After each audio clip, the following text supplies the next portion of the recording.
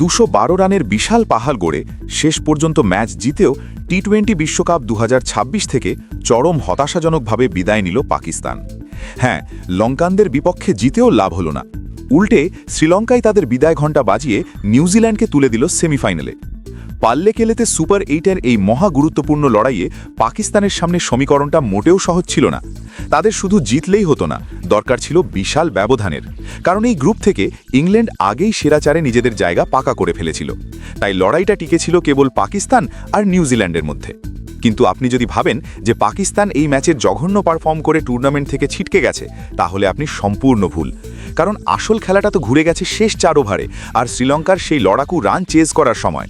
প্রথমে ব্যাট করতে নেমে পাকিস্তান বোর্ডে তোলে বিশাল 212 রান 8 উইকেটের বিনিময়ে। একবার ভাবুন তো, 16 ওভার পর্যন্ত পাকিস্তানের স্কোর ছিল বিনা উইকেটে 176 রান। সাহিবজাদা ফারহান রীতিমতো খবরের শিরোনাম কেড়ে নিয়েছেন। মাত্র 60 বলে এক বিস্ফোরক সেঞ্চুরি করে বসেন তিনি। তার এই চোখ ধাঁধানো ইনিংসে ছিল 9টি 4 এবং 5টি বিশাল ছক্কা। অন্যদিকে ফকর জামানও বিন্দুমাত্র পিছিয়ে ছিলেন না। মাত্র 42 বলে 84 রানের এক শ্বাসরোধকারক ইনিংস খেলেন তিনি। আর্টিকেলের ভাষায় বলতে গেলে all records broken by Pakistan openers versus Sri Lanka, অর্থাৎ সত্যি শ্রীলঙ্কার বিপক্ষে সমস্ত রেকর্ড ভেঙে চুরমার করে দিচ্ছিলেন এই দুজন। বন্ধুরা, সাহিবজাদা ফারহান আর ফকরের এই ধ্বংসাত্মক ওপেনিং জুটি যদি আপনাদেরও অবাক করে থাকে, তাহলে এখনই ভিডিওটিতে একটি লাইক দিন। কিন্তু এরপরই ঘটে সেই চরম নাটকীয় ধস। 16 ওভারে 176 থেকে 20 ওভারে 212, অর্থাৎ শেষ 4 ওভারে পাকিস্তান একেবারেই খেই হারিয়ে ফেলে। বিশ্বাস করবেন না, ফারহান আর ফকরের পর পাকিস্তানের আর কোনো ব্যাটার 2 অঙ্কের ঘরেও বা ডাবল ডিজিটে পৌঁছাতে পারেননি। শ্রীলঙ্কার বোলাররা, বিশেষ করে দিলশান মাদুশঙ্কা, দুষ্মন্ত চামিরা এবং দাসুন সানাকা শেষ দিকে দুর্দান্ত বোলিং করে পাকিস্তানকে আটকে রাখেন। মাদুশঙ্কা তার স্পেলে মাত্র 33 রান দিয়ে তুলে নেন 3টি মহামূল্যবান উইকেট।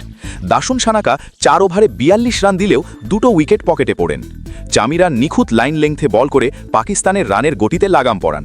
তবে মহেশ থিকসানা, দুনিত বেল্লালাগে এবং জানিত লিয়ানাগে এই 3 জন বোলার আজ ছিলেন পুরোপুরি উইকেটলেস। এরপর যখন শ্রীলঙ্কা বৃষ্টি বিঘ্নিত বা রিভাইস টোটাল তাড়া করতে নামে, পাকিস্তান শুরুতেই একটা বড় ধাক্কা দেয়। শ্রীলঙ্কার প্রধান অস্ত্র বা গান ব্যাটার পাথম নিশঙ্কা কোনো বড় অবদান না রেখেই প্যাভিলিয়নে ফেরেন। মনে হচ্ছিল পাকিস্তান হয়তো রান রেটের সেই বিশাল ব্যবধানটা পেয়ে যাবে, কিন্তু এখানেই নিউজিল্যান্ডের আশীর্বাদ হয়ে দাঁড়ান চরিত আসালাঙ্কা এবং কামিল মিশারা। তারা উইকেট ধরে রেখে স্কোরবোর্ড সচল রাখেন। এরপর পবন রত্নায়াকে এবং দাসুন সানাকা হাত মেলান। তারা দুজন এমনভাবে ব্যাটিং মোমেন্টাম ধরে রাখেন যে পাকিস্তানের বোলাররা রীতিমতো হতাশ ও ফ্রাস্ট্রেটেড হয়ে পড়েন। শ্রীলঙ্কা ম্যাচটা হয়তো হেরেছে, কিন্তু তাদের এই ক্রুশিয়াল কন্ট্রিবিউশনের কারণেই পাকিস্তানের রান রেট আর বাড়ল না।